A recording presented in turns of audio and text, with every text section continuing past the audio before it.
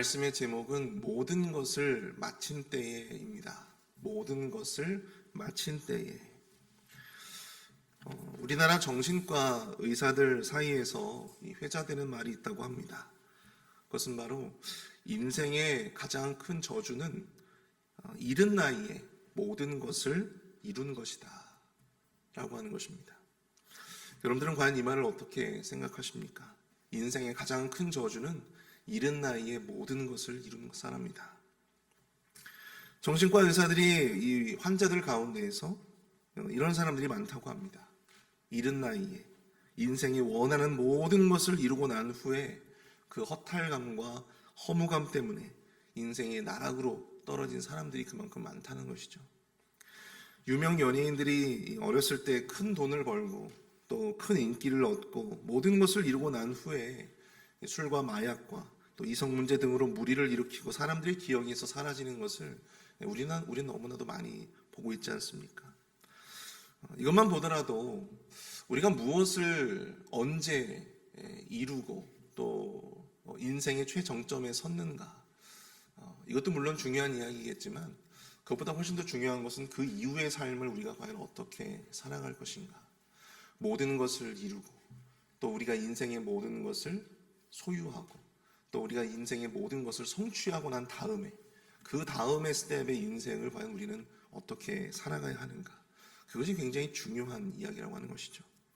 오늘 보면 1절은 이렇게 시작하고 있습니다. 솔로몬이 여호와의 성전과 왕궁 건축하기를 마치며 자기가 이루기를 원하던 모든 것을 마친 때에, 모든 것을 마친 때에. 여기서 바로 이 오늘 본문의 시점이 나타나고 있는데요. 언제입니까? 바로 이 여호와의 성전과 자신의 이 왕궁을 건축하기를 마친 때입니다. 이때가 언제냐면 솔로몬이 왕위에 오르고 무려 24년이라고 하는 시간이 흘렀을 시기였어요.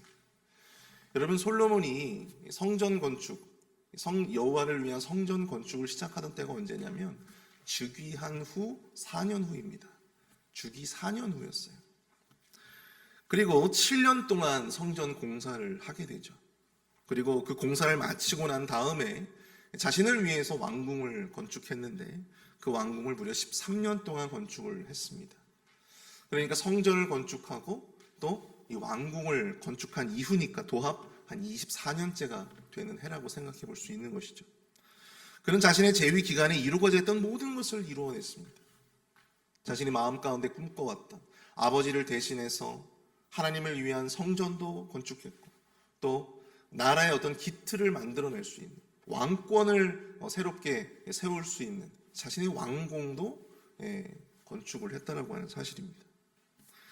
인생의 출발점이 아니라 인생의 최정점에 선 이 솔로몬에게 자신이 원하는 모든 것을 이루고 모든 것을 마친 이 솔로몬에게 하나님께서 나타나십니다. 그리고 인생의 정점에 선 이 솔로몬에게 굉장히 중요한 인생의 말씀을 전해 주시는데요. 오늘 새벽에는 이 모든 것을 마치고 난 후 솔로몬에게 주신 이 하나님의 말씀을 통해서 인생의 정점에서 우리가 반드시 가슴에 새겨야 할, 마음에 새겨야 할 영적 교훈이 무엇인가 함께 살펴보기를 원합니다. 첫 번째로 모든 것을 마친 때에 우리는 말씀을 거울 삼아 매일매일 자신의 삶을 돌아보아야 한다고 하는 사실입니다. 인생의 최정점에 서 있는 솔로몬에게 하나님은 이 무조건적인 축복을 말씀하지 않으십니다. 그는 하나님을 위해서 성전을 지어 바쳤고 자신의 왕궁을 지어서 국가의 부강함을 널리 알렸습니다. 이러한 솔로몬의 모습은 그야말로 이스라엘 제국의 최전성기를 이끈 군주다운 위엄이 나타나는 그런 모습들이 나타나고 있어요. 그러나 하나님은 그런 그에게 무조건적인 축복을 말씀하지 아니하시고 조건적인 축복을 말씀하고 있다고 하는 것입니다. 조건적인 축복을 말씀하셨어요. 사실 전체적인 맥락에서 본다면 사실 이것이 축복의 말씀이라기보다는 어찌 보면 이 경고라고 해도 무방할 정도입니다. 3절부터 이 5절까지 말씀을 보시면 솔로몬이 아버지 다윗처럼 마음을 온전히 하고 바르게 하며 하나님의 명령대로 순종하고 법도와 율례를 지키면 그 왕위를 견고하게 세워주실 것이지만 만약 하나님께 돌아서서 하나님을 따르지 아니하고 그 계명과 법도를 지키지 않고 다른 신을 섬긴다면 이스라엘을 약속의 땅에서 끊어버리겠다. 그리고 하나님을 위해서 바친 그 성전도 과감하게 버릴 것이다. 그리고 이스라엘에 큰 수치를 줄 것이다. 이렇게 말씀하셨다라고 하는 사실입니다. 저는 개인적으로 이 말씀을 묵상을 하면서 왜 이 시점에 솔로몬이 성전을 짓고 또한 왕궁을 건축한 이 경사스러운 이 시점에 왜 하나님께서 이토록 무조건적인 축복의 말씀이 아니라 조건적인 축복의 말씀을 주셨을까?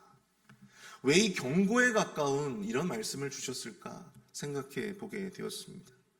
왜냐하면 우리가 9장과 10장에서는 나타나지 않지만요, 앞으로 이 11장에 들어서게 되면요, 이 솔로몬이 본격적으로 우상 숭배를 하는 모습이 드러나기 시작합니다. 하나님이 보시기에 인생의 최정점에 놓여 있는 이 솔로몬의 모습이 그만큼 위태로워 보였기 때문이에요. 사실 인생의 최정점에서 그의 신앙은 조금씩 쇠퇴하고 있었습니다. 그렇기 때문에 하나님은 그에게 자신의 신앙을 지키고 또 하나님으로부터 받은 그 영광과 복을 잃어버리지 않을 그 길을 제시해주고 싶으셨던 것입니다. 우리 4절 말씀인데요, 내가 만일 내 아버지 다윗이 행함같이 마음을 온전히 하고 바르게 하여 내 앞에서 행하며 내가 내게 명령한 대로 온갖 일에 순종하여 내 법도와 율례를 지키면, 인생의 최정점에 선 그 순간, 우리가 모든 것을 마친 그때 하나님의 말씀을 거울 삼아 매일매일 그 하나님의 말씀 앞에 자신의 삶을 노출하고 자신의 삶을 그 말씀에 비추어 우리는 우리의 삶을 돌아보아야 할 줄로 믿습니다.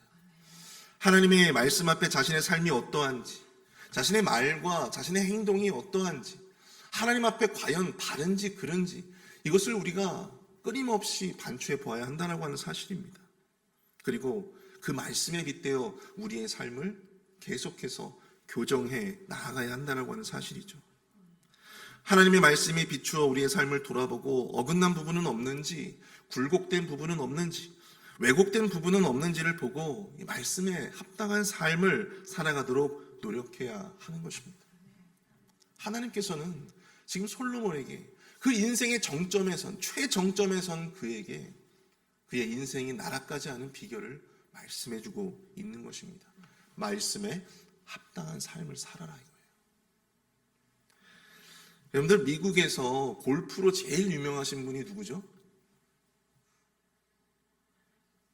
미국에서 골프로 제일 유명하신 분이 누굽니까? 타이거 우즈죠. 우리 교회에서는 김민준 장로님이 제일 유명하신 것 같은데, 미국에서는 여러분 타이거 우즈가 정말 유명하잖아요.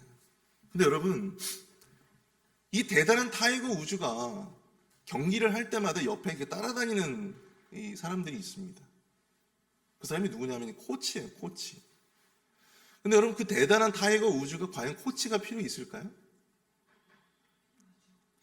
제가 봤을 때 그 코치는 분명히 타이거 우즈보다 PGA에서 우승한 경력이 적을 것입니다. 사실 둘이 골프 대결을 한다면 제가 봤을 땐 타이거 우즈가 이길 가능성이 훨씬 더 클 거예요. 그런데 타이거 우즈는 왜 그 사람을 데리고 다니는 걸까요? 매번 경기를 할 때마다 비싼 돈을 주어가면서 왜 자기보다 골프도 못 치는 그런 사람을 데리고 다니면서 코치라고 데리고 다니는 걸까요? 어떤 분이 그런 말씀을 하시더라고요. 제가 그런 궁금증을 가지니까 이 코치의 역할은요, 타이거 우즈에게 행여라도 이 타이거 우즈가 놓칠 수 있는 기본을 알려주기 위함이다 라고 이야기를 하더라고요. 사실 많은 우승을 이루고 많은 업적을 이룬 타이거 우즈지만 행여라도 그가 놓칠 수 있는 기본, 바로 그 기본을 끊임없이 일깨워주고 끊임없이 제시해주기 위해서 바로 이 코치를 데리고 다니는 거예요. 기본을 알려주기 위해서라고 합니다. 사랑하는 성도 여러분, 인생의 최정점에 서 있을수록 우리는 우리 신앙의 기본에 집중해야 합니다. 교만은 우리의 눈을 가리죠. 교만은 우리 신앙의 기본을 놓치게 만듭니다. 우리가 마땅히 봐야 할 것을 보지 못하게 만듭니다. 아무리 인생의 최정점에 서도 우리의 교만은, 우리의 탐욕은 우리로 하여금 말씀이 아닌 우리가 더 이루고자 하는, 우리가 더 나아가고자 하는 바로 그 미래에 집중하게 만듭니다. 그러나 그럴 때일수록 이 솔로몬에게 주시는 하나님의 말씀을 우리는 기억해야 될 줄로 믿습니다. 하나님의 말씀 앞에 우리는 바로 서야 합니다. 모든 것을 마친 바로 그때에 우리가 정말로 주목해야 할 것은, 또 우리가 정말로 기억해야 할 것은 바로 우리가 하나님의 말씀 안에 서야 한다라고 하는 것, 그리고 그 말씀대로 살아가야 할 하나님의 백성이고 또 하나님의 자녀라고 하는 사실을, 바로 이 신앙의 기본을 결코 놓치지 말아야 한다고 하는 사실입니다. 그리고 하나님의 말씀에 합당한 삶을 살아가도록 끊임없이 우리의 삶을 메어 달려가야 한다고 하는 사실이죠. 모든 것을 마친 그때 하나님의 말씀에 더욱더 주목하시고 또 그 말씀에 합당한 삶을 위해서 더욱더 매진하는 저와 여러분들이 될 수 있기를 축복합니다. 두 번째로, 우리의 삶을 견고하게 세워주는 것은 오직 여호와 하나님의 말씀을 따르는 것이다 라고 하는 것을 우리는 기억해야 합니다. 모든 것을 마친 때에 우리는 그 어느 때보다도 큰 불안을 경험할 수 있습니다. 왜냐하면 잃어버릴 것이 더 많기 때문이죠. 저는 사실 잠을 참 잘 잡니다. 잃어버릴 것이 없기 때문에 불안하지가 않아요. 두렵지가 않은 것이죠. 인생의 최정점에서 그야말로 모든 것을 이루고 모든 것을 소유한 이런 사람들은 여러분 불안하고 두려워서 잠을 잘 이루지 못합니다. 모든 것을 이루어서 평안하고 행복할 것 같지만 그것은 일시적이고 잠깐의 달콤함일 뿐입니다. 그 만족과 행복을 어떻게 유지해야 하는지를 끊임없이 고민해야 하고 또 불안하고 두려울 수밖에 없는 것이죠. 오늘 본문 5절을 보시면 하나님께서 이 솔로몬의 그 왕위를 영원히 견고하게 하실 것이다, 그렇게 말씀을 해 주시는데요. 조건이 있어요. 앞에서도 제가 말씀드렸던 4절인데요. 내가 만일 내 아버지 다윗의 행함같이 마음을 온전히 하고 바르게 하여 내 앞에서 행하며 내가 내게 명령한 대로 온갖 일에 순종하여 내 법도와 율례를 지키면. 아멘. 여러분, 이게 바로 조건이라고 하는 사실입니다. 솔로몬의 그 왕위를 흔들리지 않고 견고하게 유지시켜 줄 수 있는 유일한 길, 무엇입니까? 여호와의 율례와 법도를 지키며. 우리 삶을 견고하게 유지시켜 주는 것, 우리의 삶을 흔들리지 않고 우리의 삶을 견고하게 세워주는 것이 과연 무엇입니까? 다른 것이 아닙니다. 바로 하나님의 말씀대로 순종하고 하나님의 말씀대로 따라 살아가는 것입니다. 제가 캔자스시티에 있을 때 알고 지내던 사장님이 계시는데요. 이 뷰티 서플라이 이 사장님은 커다란 저희 본당보다도 큰 매장을 한 3개 정도 가지고 계셨던 그런 분이셨어요. 나이도 저보다 뭐 한 3, 4살 정도밖에 많지 않으세요. 굉장히 이 젊은 나이에 정말 굉장한 부를 이루신 분입니다. 뭐 제가 직접 듣지는 못하지만 소문에 뭐 한 달 수익이 거의 10만 불을 넘어간다, 뭐 이런 얘기도 있었어요. 근데 그렇게 돈을 많이 벌고 이 40대라는 이른 나이에 그렇게 큰 성공을 거두었지만요. 근데 이분이 문제가 있는데 밤에 잠을 못 주무신다는 거예요. 불면증 때문에 잠을 못 주무신다는 겁니다. 안타깝게도 이분은 신앙생활을 잘 하시는 분이 아니세요. 교회는 다니세요. 근데 믿음이 없습니다. 교회는 가끔 나가는 것 같은데 믿음이나 신앙이 없어요.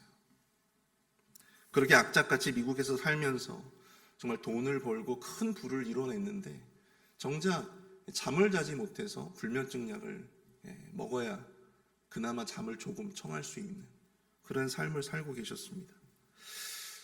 왠지 모르게 그분의 이야기를 들으면서 그렇게 행복해 보이지는 않는다라고 하는 생각을 하게 되더라고요. 이분이 왜 이렇게 잠을 못 주무시고 왜 이렇게 불면증 때문에 고생을 하고 계실까요? 그것은 언제라도 이 모든 것을 내가 잃어버릴 수 있다라고 하는 두려움 때문이 아니겠습니까? 불안감 때문이 아니겠어요? 미국에서 열심히 사업을 이루고 이 부를 이루신 분들을 보면 여러분 하나같이 게으른 분들이 없습니다. 정말 그래요. 다들 성실하시고 정말 압작 같은 그러한 깡이 다들 다 있으신 것 같아요. 사실 이 먼 타국까지 와서 성공한다는 것이 그렇게 쉬운 일이겠습니까? 쉽지 않은 일이죠. 멘탈들이 정말 대단하신 분들인 것 같습니다.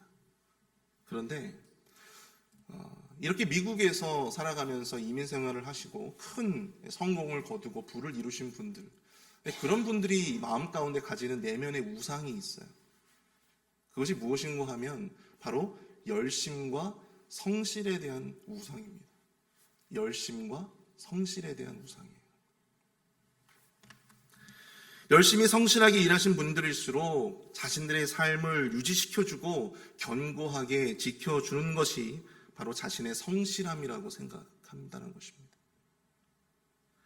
물론 그것이 부와 성공을 이루는 하나의 요인이 되었다고는 우리가 생각해 볼 수 있겠지만, 그러나 오늘 이 말씀은 하나님의 자녀가 그 일상을 지키고 그가 이루는 것을 유지하고 견고하게 지킬 수 있는 유일한 길은 자신의 성실함과 자신의 열심이 아니라 바로 여호와 하나님의 말씀대로 그 말씀을 따라 순종하는 길이다라고 하는 것을 우리는 결코 놓쳐서는 안 된다라고 하는 사실입니다.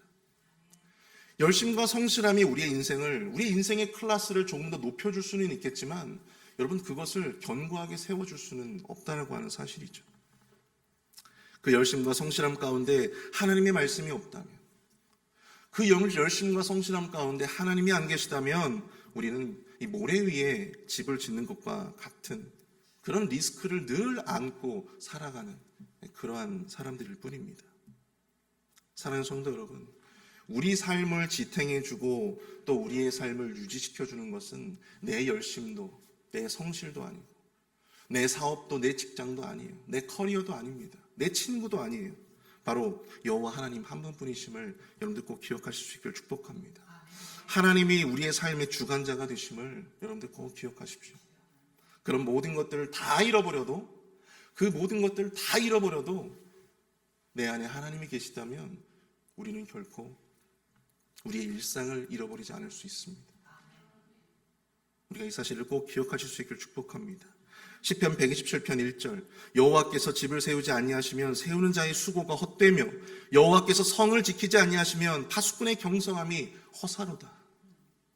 우리의 집과 성을 세우고 지키시는 이는 내가 아니라, 내 경력이 아니라, 내가 이룬 것들이 아니라 바로 여호와 하나님이심을 기억하시기를 축복합니다.